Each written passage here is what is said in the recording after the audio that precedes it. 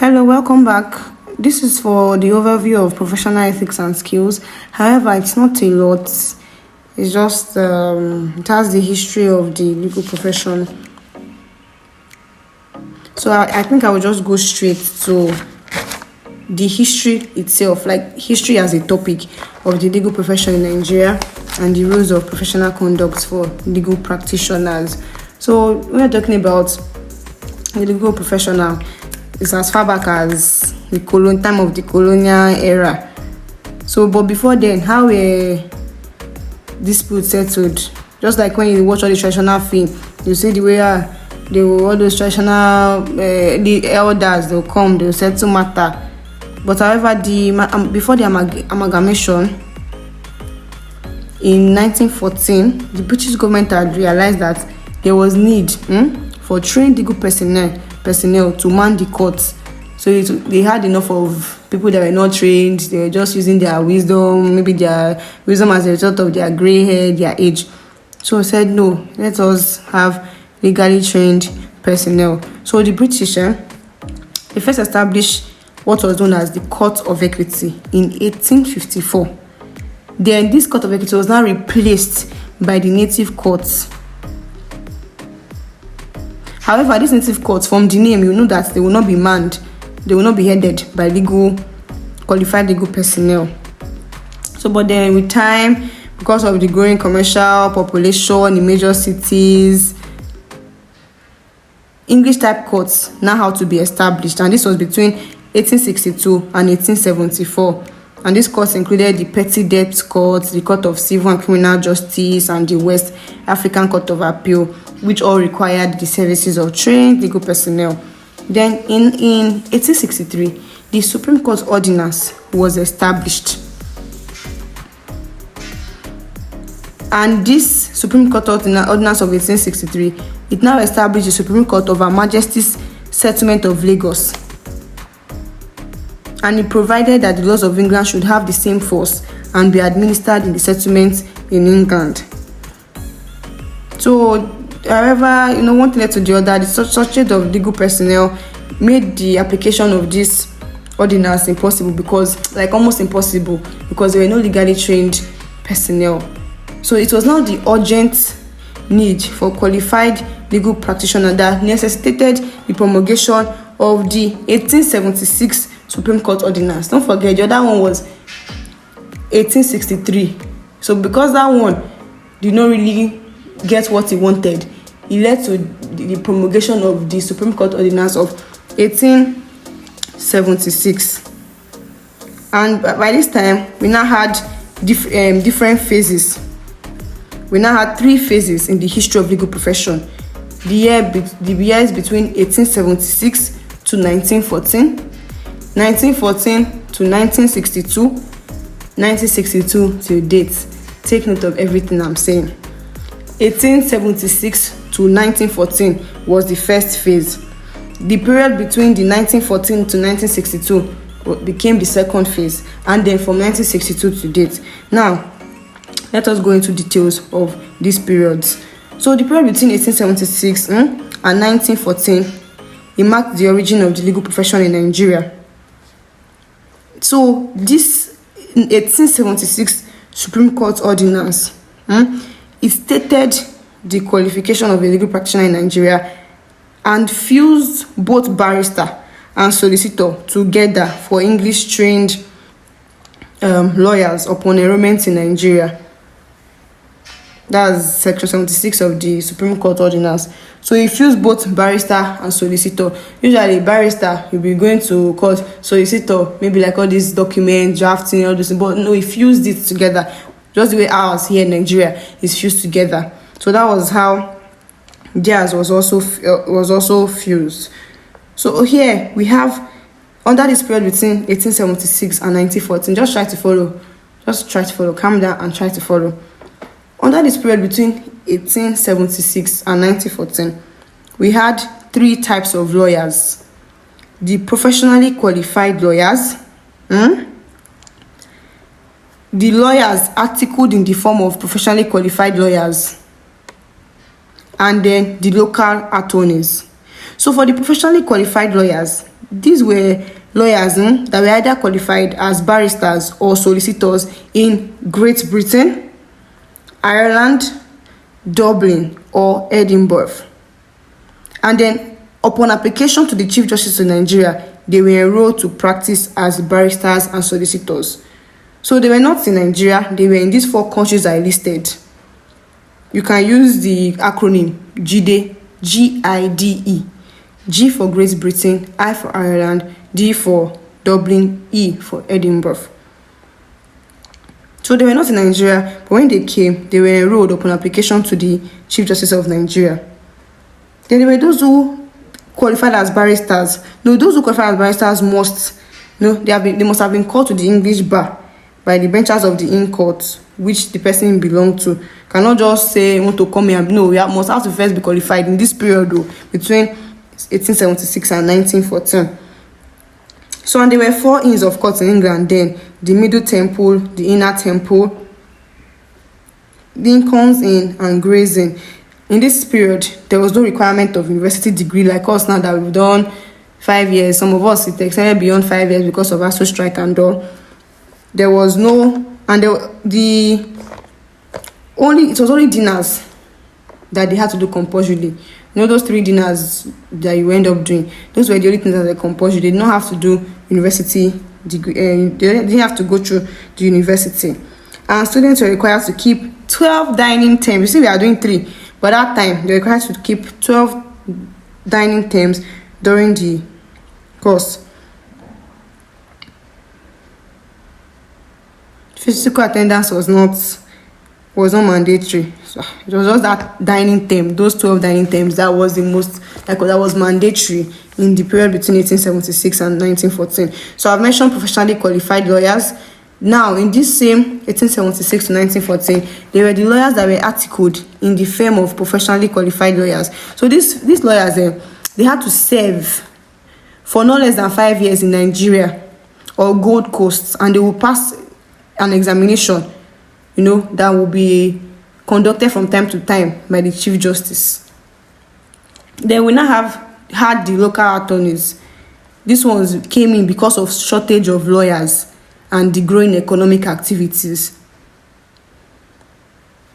Here, these Chief Justices had to exercise discretion because there was insufficient number of legal practitioners. So they were called self-taught attorneys, colonial solicitors. They were enrolled to practice the legal profession for an initial period of 6 months. So they just came in because lawyers were not a lot.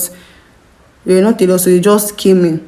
But they must have passed an exam that was to be set by the Chief Justice. So they were to practice the legal profession for an initial period of 6 months, then which is now renewable for another 6 months. Only 30 local attorneys were licensed to practice in Nigeria, and the last of such license was issued by the CJ in 1908. Now, the next period, the period between 1914 to 1962, this was the second phase. So in this period, there was a rule, a Supreme Court Civil Procedure Rules of 1945 that was made pursuant to the 1943 Supreme Court Ordinance, and this rule set new qualifications for legal practitioners in Nigeria. So it provided, these 1945 rules provided for 4 ways of qualifying as a legal practitioner in Nigeria. At that time, between this 1914 to 1962, the person, after first qualifying to practice as a barrister or solicitor in England, Ireland, or Scotland, must have also practiced as a barrister or solicitor in the court of a British colony or protectorate for no less than 2 years, or he had read in the law office of a practicing barrister or solicitor of no less than 5 years standing for 1 year, or had practiced in the court of the country in which he had been called to bar for at least 2 years after his call, or he had read in Nigeria in the chambers of a practicing lawyer of more than 10 years standing for at least a period of 2 years. So, but above all, such person must present to the Chief Justice evidence of good character. They don't joke with good character. Good character. We'll get a point in this course where even for us like this to be called to bar, your character needs to be good. It should not be questionable. It should not be questionable. So, but what were the shortcomings of an English trained lawyer practicing in Nigeria? Because they were not trained here. They came from England to come and be practicing here. So they had shortcomings. Number one is that the UK does not have a fused legal system. For us, that's why you hear that, you are called to the largest bar in Africa, you're not a barrister and solicitor of the largest bar in Africa. Over there, it is either you're a barrister or a solicitor. So that was one shortcoming. Because now, coming here, they'll have to start acting both. The number two shortcoming was that before 1962, WASC, that's WASC, WASSCE, was the academic qualification for call to bar and admission as a solicitor in England. There was no mandatory course of lectures, like I've already said. There was only dinner that was compulsory, right? But in Nigeria, it is different. So you can see how that is a shortcoming. Then, also another shortcoming is that they study both the English legal and constitutional system and not anything relating to customary law or our community. So they will come here, they cannot relate when there is communal issue or those kind of customary issue. They cannot relate. And is all this communal issue, all these land matters, Islamic legal system, and all these relevant land laws that form the bulk of the subject matter of the practice here. So that was a shortcoming. And then the unitary system of government in the UK was also a shortcoming because here it is a federal system of government. So these deficiencies, it now necessitated the major reform of the legal profession in Nigeria. So the federal government embarked upon this in 1959. It led to the creation of a committee called the Unsworth Committee of 1959. Unsworth Committee of 1959. This was set up in April 1959, and it was set up as a committee on the future of Nigerian legal profession to remedy these deficiencies, the shortcomings that I had already listed. The members, know this, the members included the legal secretary of the Southern Cameroons, the AG of the region, the Solicitor General of the Federation, 6 distinguished legal practitioners, and the then AG of the Federation, whose name was Mr. Unsworth, EIG, who was the chairman. Take notes. Take note of the members. So they now made recommendations for the forward movement of legal profession in Nigeria, for the future of legal profession. So they sat for about 6 months and came out with the recommendations in October 1959. So some of the recommendations were that Nigeria should establish its own legal system, that its own system of legal education, the faculty of law should be established first at the University College of Ibadan. That time it was University College of Ibadan before it became UI, University of Ibadan. And then subsequently at any other university to be established in Nigeria, that there should be a law school to be known as the Nigerian Law School. And it should be established in Lagos to provide vocational training of legal professionals. Then there should be qualification for admission to practice in Nigeria, and that it should be a degree in law of any accredited university. There should be a council of legal education. There should be the establishment of a Nigerian Bar Council with members to be elected from the NBA. That the CJN was to have the discretion of admitting foreigners with no less than 5 years post-call experience. All of this, that the Nigerian Bar Council should have a disciplinary committee. So the federal government, they were looking for a way forward. They accepted these recommendations, and these recommendations now led to the promulgation of the Legal Education Act, which it has been amended and is now known as the Legal Education Consolidation etc Act. And then it also led to the promulgation of the Legal Practitioners Act of 1962. Take notes. So let's look at the third phase, talking about 1962 till dates. Here, there are channels of qualifications for you to practice, be able to practice in Nigeria as a lawyer. There are like there are different channels to be able to practice, and we have 3 of them. So the first being entitlement to practice generally. This one is provided for in section 2 sub 1 of the Legal Practitioners Act. There was a book I bought in my campus. It's called Compendium. I confirm it's called Compendium for this professional ethics and skills. It has the RPC, the latest RPC 2023. It has these laws that you need in professional ethics. Everything is together just from the compendium. It's compiled there. Legal Practitioners Act, you'll find it there. Education Consolidation Act, you'll find it there. You'll find it there. So it's very good. I recommend it. But I think I'll confirm the name and drop it in the description of this video. Then, so entitlement to practice generally. These are the persons that their name will appear on the roll of legal practitioners kept by the registrar of the Supreme Court. They are the ones entitled to practice generally. Those that have been called to bar after presenting their qualifying certificate. They've been enrolled in the Supreme Court. Like now, as we've seen our results, there's a form you have to fill to be able to enroll in the Supreme Court. So you have to be enrolled to be able to practice. Just being called to bar is not sufficient reasons to go to court to represent a defendant or represent a party. You must be enrolled. So that's what qualifies you to practice. And then those that were also enrolled by virtue of the regulation made by the Attorney General Federation. So this qualifying certificate that I mentioned, it is issued by the Council of Legal Education, and for them to issue it, you must be a citizen or non-citizen. So either a citizen or a non-citizen, but now it can be issued to be both citizen and non-citizen. You'll find this in the Legal Education Consolidation etc. Act. I will look for the name of that compendium and attach it to this video because it's very important. It makes it easy. It makes professional ethics and skills, all the laws, easy because you just carry that book and you find everything you need inside it. So you must have good character. Then you must have kept 3 dining terms as stipulated by the body of benchers, which is the one you will be doing now. That's what we all do now because this is post 1962. That's what we all do. So now there are some exemptions. This qualifying certificate I mentioned, there are exemptions to a person producing this qualifying certificate. The first one is total exemption. In this total exemption, it will not. There are conditions that will make it possible for you not to present a qualifying certificate.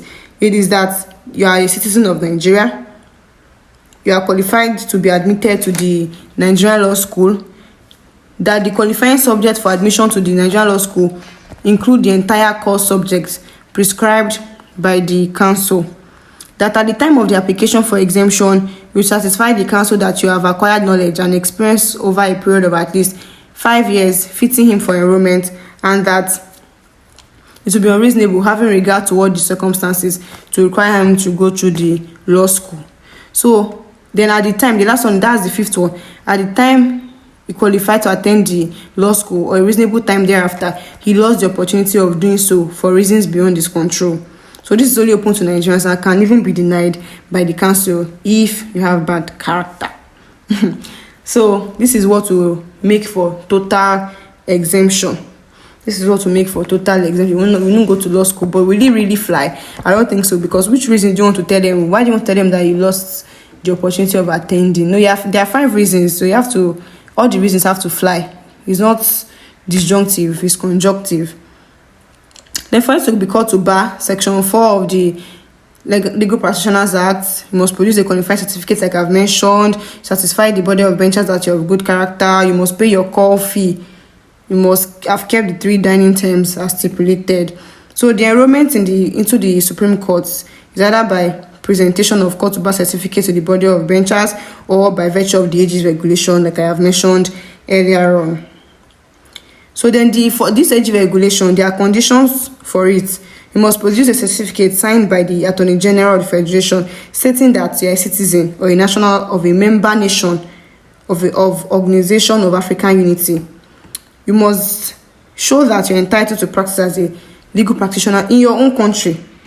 Then you must also provide that you have either passed an exam set by Council of Legal Education in Nigeria in general knowledge or Nigerian law, or are satisfied the Attorney General of Federation as to your knowledge of Nigerian law. And lastly, you must satisfy the Chief Justice of Nigeria that you're a person of good character. So now the second part, remember the first one is the entitlement to practice generally, right? This one now, the second part is the entitlement to practice for purpose of a particular office. This one is just because you hold an office, that's why you'll be able to represent a client in court. And under this, we have legal practitioners employed by the government as legal officers. We have non-qualified legal practitioner. However, this is no longer applicable because there are qualified lawyers and solicitors everywhere. And then we have AG, Attorney General, Solicitor General. So because of their office, they'll go and represent client, they'll be entitled automatically to be in court. Then the third part is entitlement to practice for purpose of a particular proceedings. This one is, how it works is that the Chief Justice of Nigeria will grant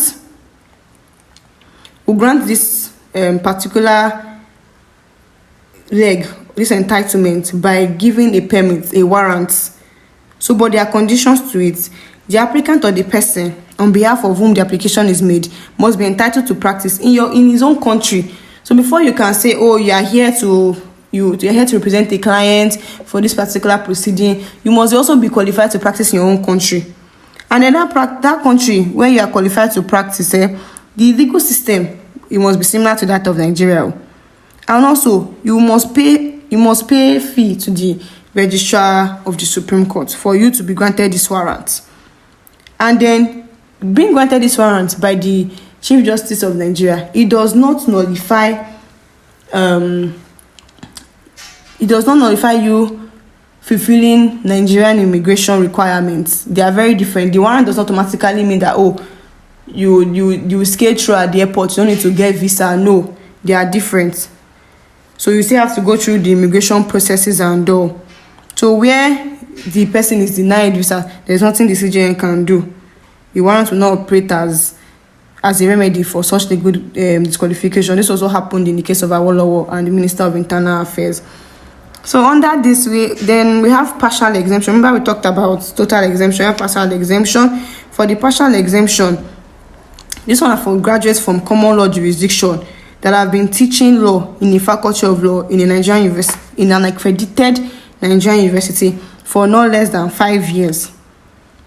So then graduates from non-common law jurisdiction who have taught law in a faculty of law for no less than 10 years. So this partial exemption just means that they will not have to go through bar one, they will just go straight to bar two, the one we are doing now. Because usually, since they are not members of this country, they are not here, they are not supposed to just come and enter bar two like that. They're supposed to get familiar with our legal system. But since they have been teaching in an accredited Nigerian University faculty of law for 5 years, for 10 years, they would, it's a way to make them exempted from attending bar part 1 and just go straight to bar part 2, which we are doing and which I have done. Now let's quickly go to the RPC.